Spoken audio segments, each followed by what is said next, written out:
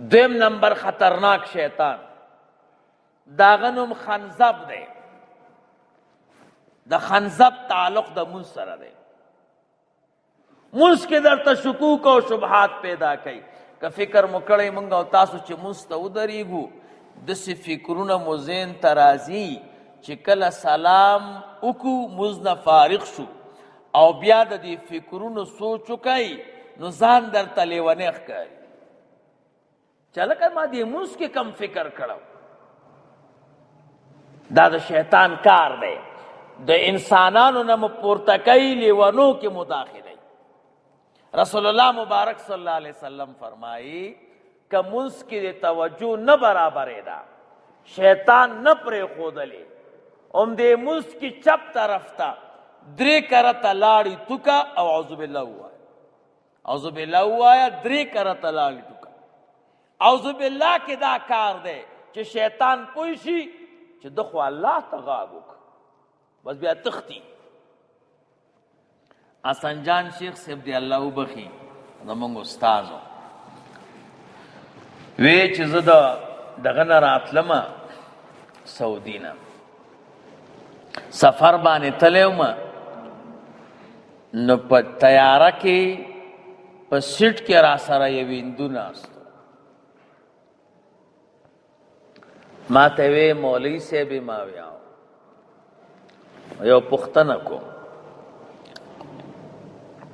پوښتنه دا ده تاسو وایئ چې شیطان د انسان په دې وجود کې داسې ګرځي لکه وینه.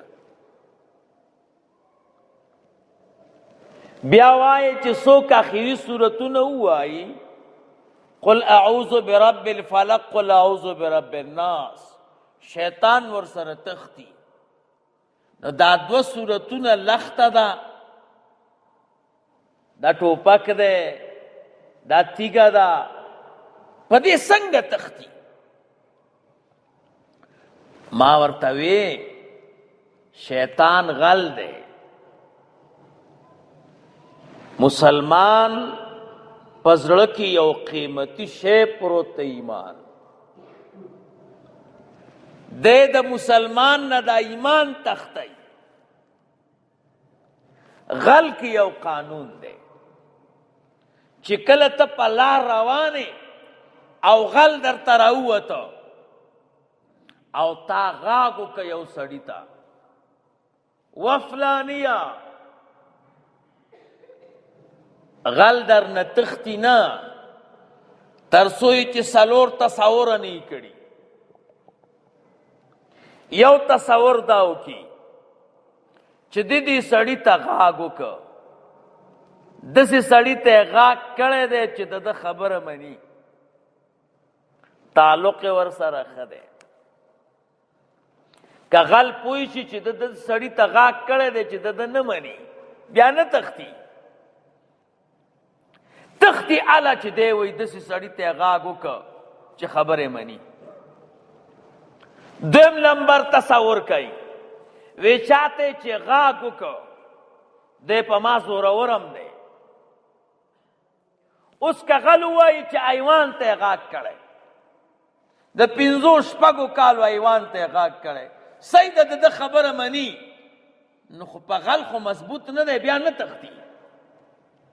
چې داسې سړي ته غاږ وکړي چې غل ووایي چې په ما قوي دی. دریم تصور کوي ما به لا غلا نه یې کړي را رسېدلی به که ورته معلومات وشي چې زه غلا وکړم وروستو بیا را رسېږي فاصله ډېره ده بیا نه تختی. 4 د ده غاږ یې وامورېده که ورته معلومات وشي چې غاږ یې نه دی اورېدلی بیا هم نه تختی. ما ورته وی هندو کاکا چې کله شیطان وسوسه اچوي مسلمان الله ته غاږ کړي اعوذ برب الفلق ځان پناه کوم په رب د سبا. شیطان 4 تصور وکړي چې کار خراب شو د غاږ الله ته وکړه او د ده او د الله په منځ کې معامله سمه ده د ده مني. دویم الله په ما قوي دی. دریم ما بغلان نه کړي او را رسېدلی دی.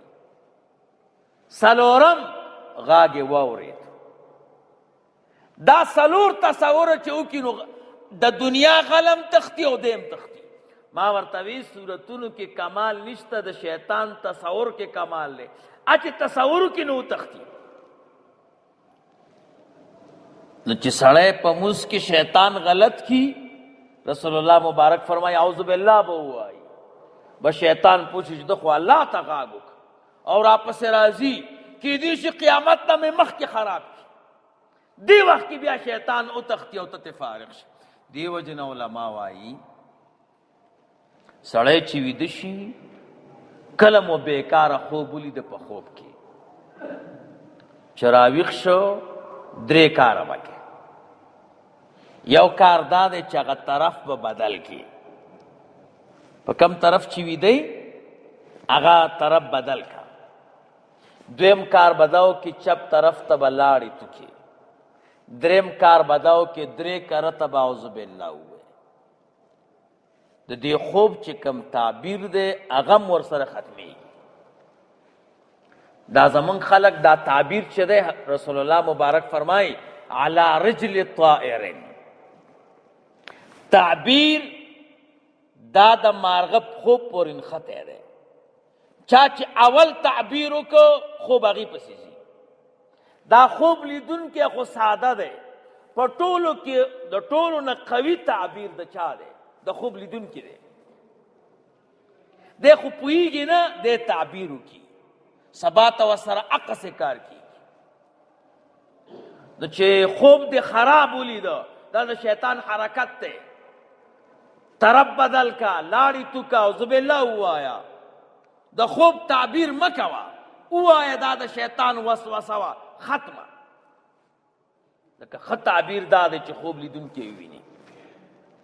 غرض دا دی چې شیطان دویم نمبر خطرناک شیطان اخنزب دی، د هغې تعلق چې دی د